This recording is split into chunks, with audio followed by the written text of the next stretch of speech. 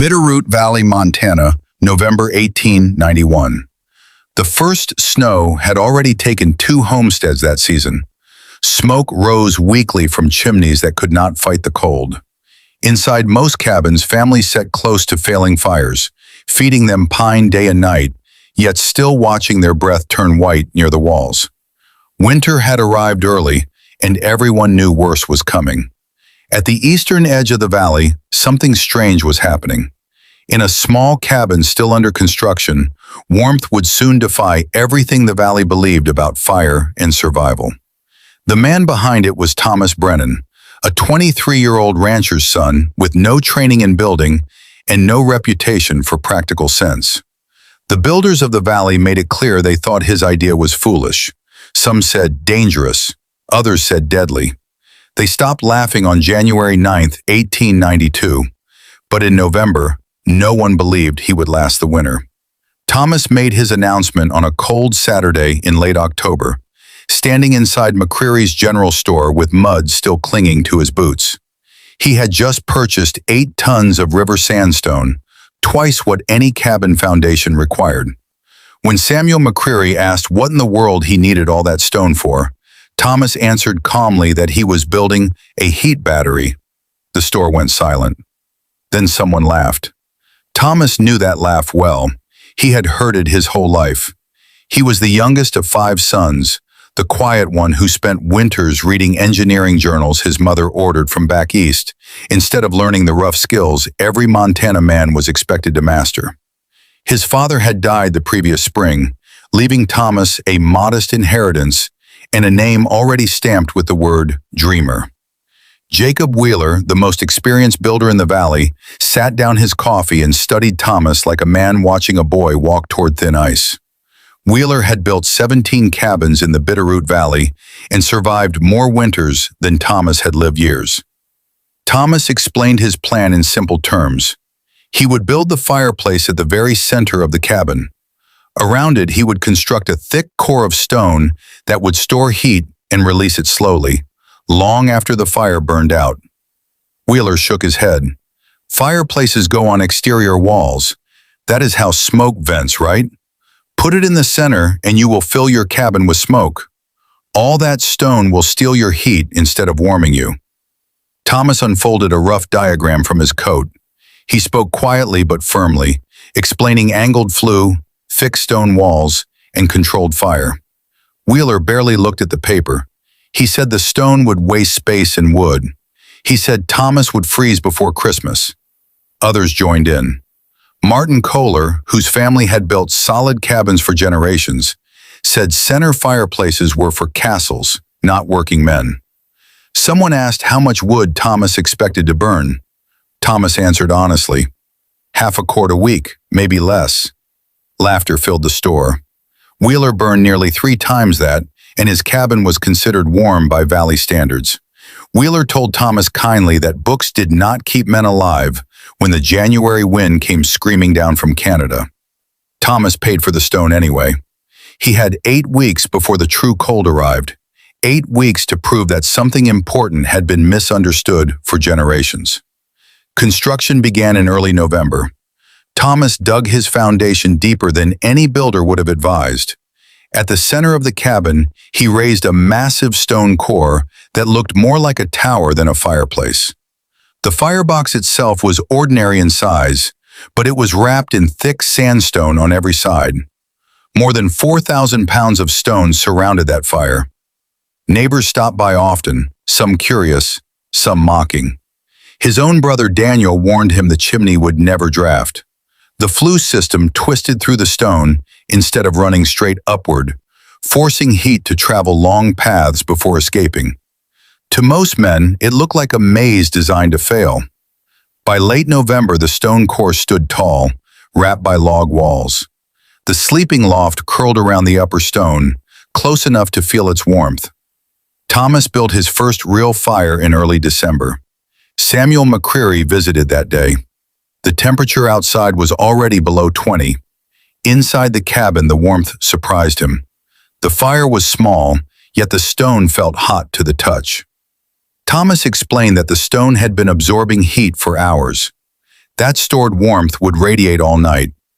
McCreary did not understand the numbers Thomas spoke, but he understood warm stone when he felt it. Outside, the wind rose. Inside, the cabin held steady heat. The real cold arrived sooner than expected. By December 20th, the valley sat under Arctic air. Fires burned constantly, yet cabins stayed cold. Wood piles shrank fast. At McCreary's store, men complained and worried.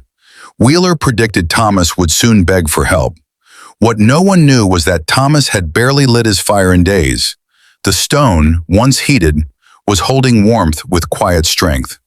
He burned a few logs each evening and woke to a cabin still warm enough to live comfortably. Thomas said nothing. He knew the true test had not yet come. There was a difference between cold and deadly cold, and Montana always delivered both. The wind told him it was coming. The cold deepened after Christmas. It did not creep in gently. It arrived like an invading army. Snow hardened into sharp grains. Trees cracked at night like gunshots. The kind of cold that killed cattle standing upright and split green wood clean in two.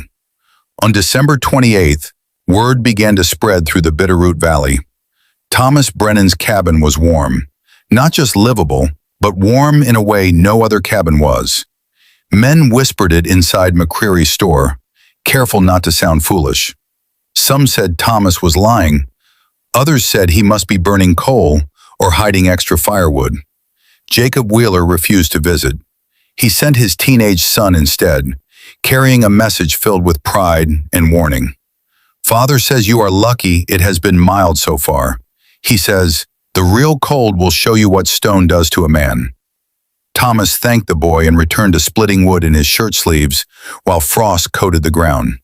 His fire from the night before had burned out hours earlier. The cabin still held heat.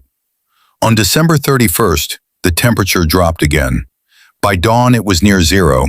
3 days later, the valley would face the coldest air in more than a decade. January 9th, 1892. Arrived wrapped in silence. The wind howled through the bitter valley like something alive. Thomas woke before dawn in darkness. The cabin felt different, not cold but pressured, as if the world outside was pushing hard against the walls. He struck a match and lit his lamp. The thermometer confirmed what his body already knew.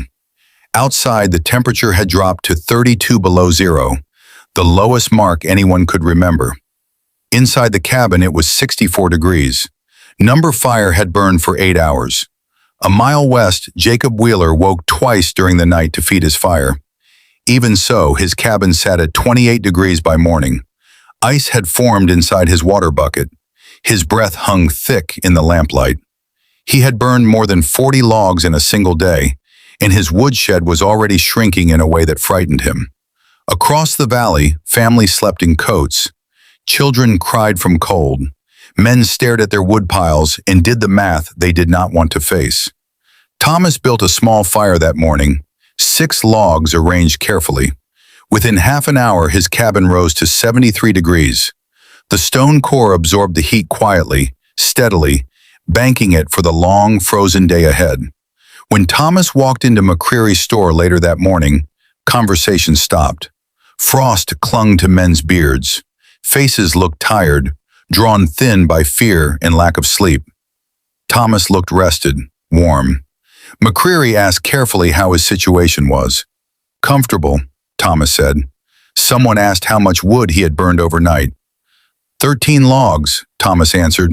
6 more this morning. I will burn another small fire tonight. The room went still. Wheeler stepped forward, his face pale with cold and disbelief. That is impossible, he said. It was 32 below. My cabin was 64 at dawn, Thomas replied. 70 now. Accusations followed. Faulty thermometers, exaggeration, tricks. Thomas did not argue. He invited them to come see for themselves. By mid-afternoon, 7 men stood inside Thomas Brennan's cabin. The fire had been out for 3 hours. Outside, the temperature sat at 29 below. Inside, the thermometer read 68. Wheeler placed his hand on the stone core and pulled it back quickly. The stone was still hot, not burning but powerful, steady, alive with stored heat. They checked the far walls. 66 degrees. No cold corners, no frozen edges, just even warmth filling the space. "How long will it hold?" Wheeler asked, his voice changed. "Until midnight without another fire," Thomas said. "With a small fire at sunset, it will stay above 60 until morning." No one laughed. The cold did not break the next day or the next. It stayed for 11 brutal days. Each morning, Thomas recorded numbers: outside temperature, inside temperature, wood burned. He did not speak loudly about them, but the records spoke on their own. While other cabins dropped into the 30s overnight, Thomas's stayed above 60. While other men burned through wood at frightening speed, Thomas used less than half. Visitors came daily, some humbled, some angry, some quietly, grateful to stand in warmth for a few minutes. Jacob Wheeler returned more than once. Each time he measured, touched, and checked.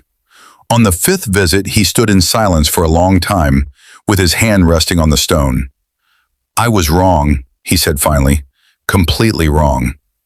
By the time the cold began to loosen its grip, the valley understood something had changed. This was not luck. This was not a trick. This was something new, and it worked.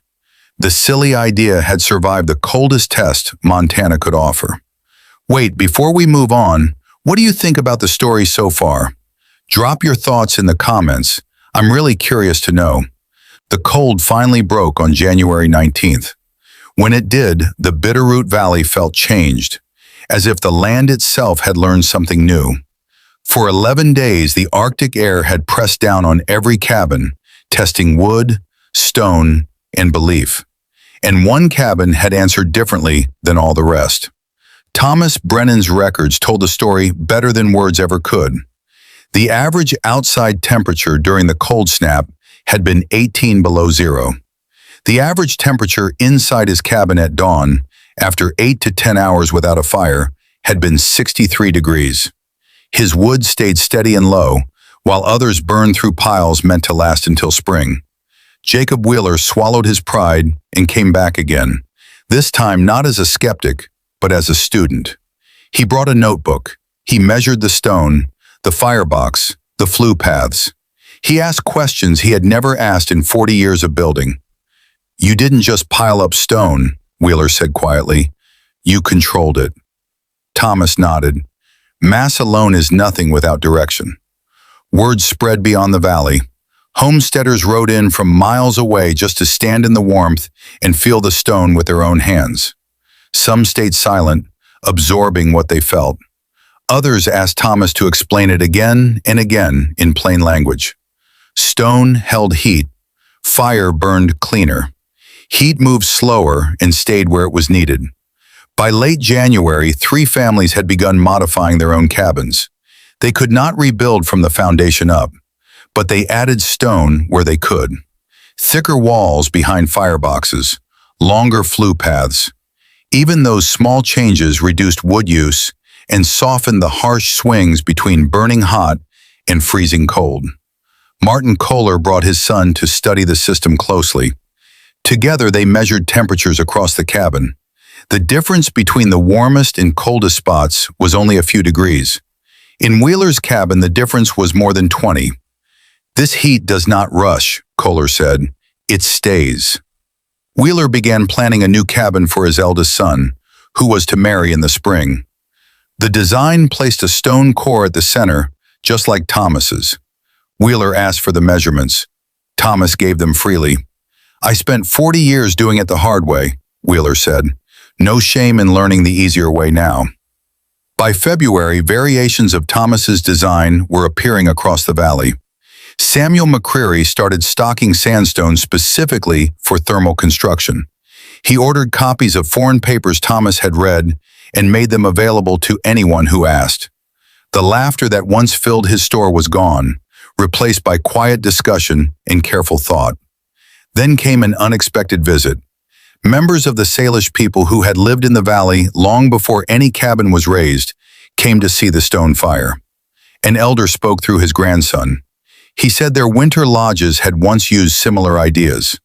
Heated stone, careful sheltering, holding warmth instead of chasing it. You remembered something old, the elder said. Thomas visited their winter camp and returned with new understanding. Knowledge flowed both ways, shaped by experience and physics alike. By spring thaw, the valley was different. Wood piles were larger than usual. Fewer families faced shortages. The winter had still been brutal, but it had not broken them the way past winters had. Thomas never claimed to be a builder. He remained a rancher, rising early, working land and cattle. But his cabin became proof that tradition could be questioned without being disrespected. In the years that followed, the idea spread across Montana into Idaho and Wyoming. Mining camps adopted similar systems. Frontier manuals mentioned thermal mass and radiant heat. Government surveys recorded reduced fuel use. The change was quiet, practical, and lasting. Thomas lived the rest of his life in that same cabin. The stone core never stopped doing its work. Winter after winter, it absorbed fire and released warmth with patience and reliability. When Thomas died decades later, the cabin was still warm.